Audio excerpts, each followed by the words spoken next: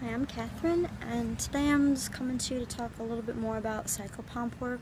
We started this last week, and today what I really wanted to focus on was how you could use psychopomp to heal the site where a tragedy had happened and a lot of people had died. I think this is really important, especially with more and more hate crimes happening, more and more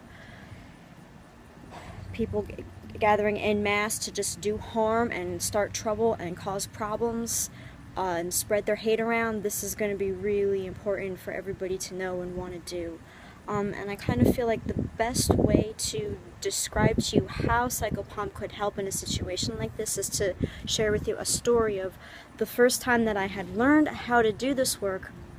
My mentor had me and the other people in my class go with her in a group, a journey as a group, and at this point the bombings in Paris, France had just happened. So we went there. This was like 3 days after, and the first thing that struck us was how many souls were there. And it wasn't just people who had just died in that bombing, it was people who they're wearing clothes from the 1800s. I mean, if they're stuck, they're stuck, and they're going to be there. And when you start opening up that portal to allow souls to pass through, it's like a beacon, and anybody who's ready to go is just going to flock to it. And the first thing the second thing that we noticed is that we weren't the only group. We could see our portal, and then when we looked up, we saw another one over there, and another one over there, and another one over there. So that was a comforting thing to see, that there were so many other shamans who had all gathered to do this together. It wasn't just us, and that was a really, really powerful thing to see. So we saw a lot of people, and it's really important to remember that don't take anything from them, don't touch them, because they are dead, and what they're holding is that energy. You want to help them to pass through. You don't want to take their energy from them. You don't want to take their pain from them. And there was also not just people, but animals. I saw horses going up. I saw insects. I saw like a bunch of cockroaches just going up through that portal, right along with people who are missing arms, missing legs.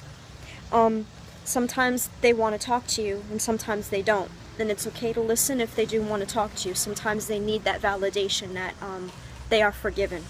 They still are holding on to those human feelings that they're judged, that they have done wrong. And so there was one man who came up to me and he said, "I just want you to know that I'm a good person, and I never meant to hurt anybody." And I said, "I know that, I understand, and you still deserve to go where everybody else is going."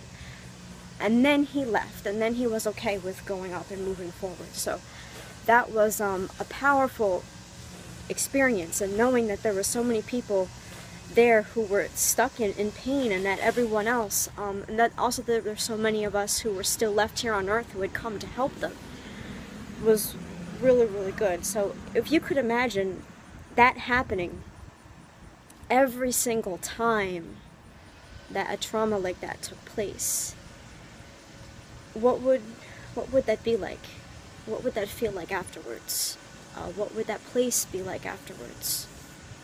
If that happened in Syria and in Charlottesville, even though only one person died, in the towers in New York, what would that be like if every single person knew how to do this and did it after something like that happened? Would there still even be tragedies like that if we all got to see firsthand the effects of death from the other side, the effects of a sudden, painful, and traumatic death?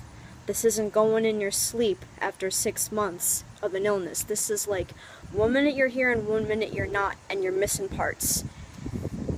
I think that everybody would think twice about what they do and who they do it to after that.